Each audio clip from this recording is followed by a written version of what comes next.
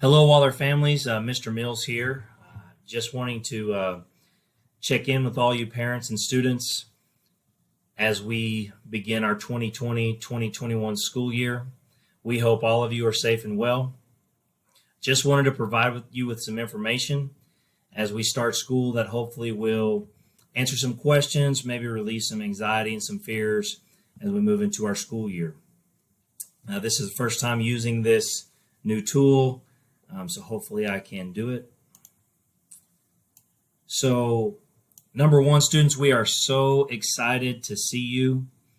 I've heard many teachers mention this as we go through our meetings that they can't wait to see their students and check in with them because it's been a while since we've all been together face to face. And so we hope you're excited to come to school as well. School starts Thursday for those of you that have chosen to go to school in person, and we are going to be in person for the first 7 days. I know that changed last week, so I wanted to make sure everyone was aware of that. Virtual students will start Thursday as well. Please be patient with us as we are working through enrollment and communication.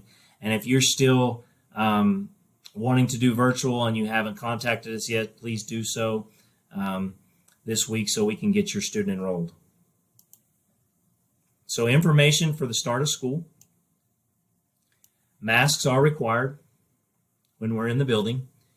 Each student is going to be provided 2 masks and a lanyard, and you can wear your own mask as long as it covers your mouth and your nose. I just want to show you guys the masks here. This is what the masks look like. Each student will receive 2 of them. Fit nicely over your face, have a nice Enid logo, and then a lanyard so that way, say you're at lunch and it's time to take it off to eat. You can take it off and it won't fall to the ground. So we have, if you haven't picked those up yet, we will have them available for you on the first day of school. As far as student schedules and forms, if you did not pick them up on schedule pass out day, you can log on to student portal or parent portal and they should be available for you there.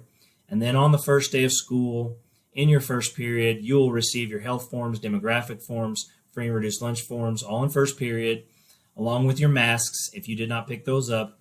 And you can return those forms to your advisory teacher, as that is important information for us to gather at school.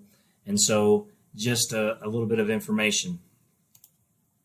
So what to bring on the first day of school is obviously something that's on a lot of your minds, and so I just wanted to mention a few things. First day of school, guys, bring your Chromebooks charged and ready to go. And if you have not received your Chromebook yet, you can call us this week and we can set a time for you to come and check that out. But make sure you have those ready and charged first day of school. Obviously, I mentioned it before, but make sure you have a mask.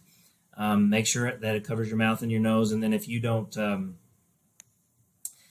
if you did not pick up your mask, we will provide those for you in first periods. Make sure you have that before school. And then something to write with, and then some paper, a notebook or some notebook paper for the first day of school. And then as you move about the day, you will figure out what you need for each of your classes in your teacher syllabus.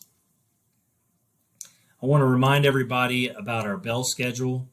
If you will look, it is, sorry about that, it is a little bit different than last year. We have added a period to the day, added an elective to every student, and so each student has 7 periods along with their advisory period in the middle of the day.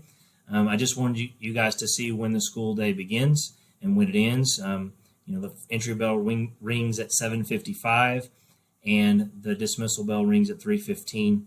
So I wanted to show you guys that and remind you that it has changed a little bit. So also I want to mention the Waller traffic pattern and pick up and drop off. And so as you can see, in the morning, cars will enter here. 6th grade student drop off is here. 7th and 8th grade student pick up and drop off is here. And then the bus pick up and drop off is here. Students that need assistance is in the front of our building. And students in the morning, we would ask that when you're dropped off, you either go to the north of our secure fence and stay there till it's time to come in, or stay on the south but stay out of that roadway. And we'll obviously have teachers on duty helping you out, but we would ask that you remain in those areas. And then when you're outside, if you can social distance, you can take your mask off. However, if you are going to be in close proximity to someone, we'd ask that you put that mask on when you're outside. But there's plenty of room to take those off and social distance on the outside. And then at the end of our day, students that get picked up, same areas, and the bus will load in the same areas. So I wanted to remind you guys of that. Just a quick note about entering the building in the morning. We normally enter through 3 doors, but we are going to use 6 entrances this year. And so 6th graders, you will see over here, there's two doorways for you to enter by last name, A through L and M through Z. 7th grade, these 2 entrances, and then 8th grade, these 2 entrances. Guys, we're doing this to make sure that we don't bottleneck into a door and bring a lot of students in close proximity with one another.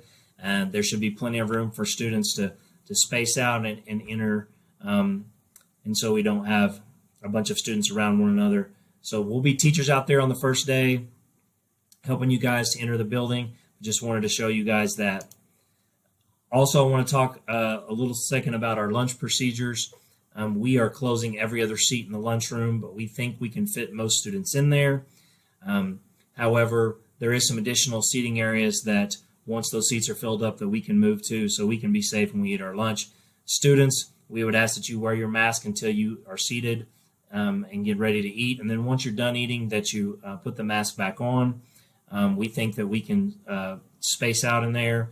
And then we're going to be cleaning, obviously in between lunches as we normally do. We're just taking extra precautions with that cleaning. So I wanted to mention the lunch period.